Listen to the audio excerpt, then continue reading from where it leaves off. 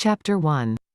It is a truth universally acknowledged, that a single man in possession of a good fortune, must be in want of a wife.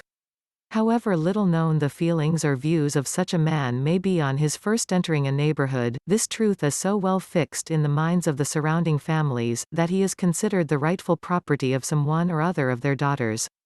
"My dear Mr. Bennet," said his lady to him one day, "have you heard that Netherfield Park is let at last?" Mr. Bennet replied that he had not.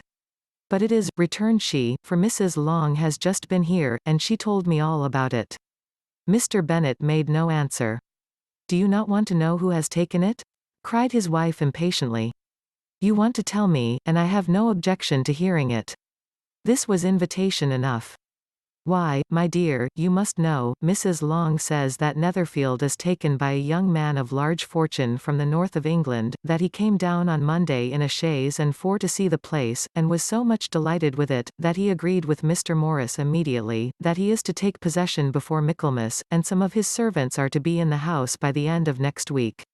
"What is his name?" "Bingley." "Is he married or single?"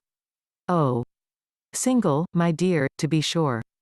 A single man of large fortune, 4,000 or 5,000 a year. What a fine thing for our girls." "How so? How can it affect them?" "My dear Mr. Bennet," replied his wife, "how can you be so tiresome? You must know that I am thinking of his marrying one of them." "Is that his design in settling here?" "Design? Nonsense, how can you talk so? But it is very likely that he may fall in love with one of them, and therefore you must visit him as soon as he comes." "I see no occasion for that. You and the girls may go, or you may send them by themselves, which perhaps will be still better, for as you are as handsome as any of them, Mr. Bingley may like you the best of the party." "My dear, you flatter me. I certainly have had my share of beauty, but I do not pretend to be anything extraordinary now. When a woman has 5 grown-up daughters, she ought to give over thinking of her own beauty. In such cases, a woman has not often much beauty to think of. But, my dear, you must indeed go and see Mr. Bingley when he comes into the neighborhood. It is more than I engage for, I assure you. But consider your daughters. Only think what an establishment it would be for one of them. Sir William and Lady Lucas are determined to go, merely on that account, for in general, you know, they visit no newcomers. Indeed you must go, for it will be impossible for us to visit him if you do not.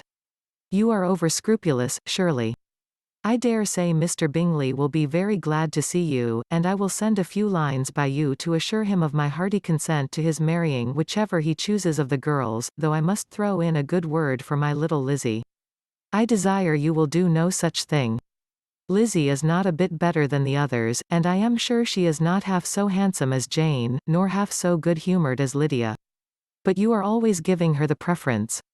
"They have none of them much to recommend them," replied he, "they are all silly and ignorant like other girls, but Lizzie has something more of quickness than her sisters." "Mr. Bennet, how can you abuse your own children in such a way? You take delight in vexing me. You have no compassion for my poor nerves. You mistake me, my dear. I have a high respect for your nerves. They are my old friends. I have heard you mention them with consideration these last 20 years at least." Mr. Bennet was so odd a mixture of quick parts, sarcastic humour, reserve, and caprice, that the experience of 23 years had been insufficient to make his wife understand his character.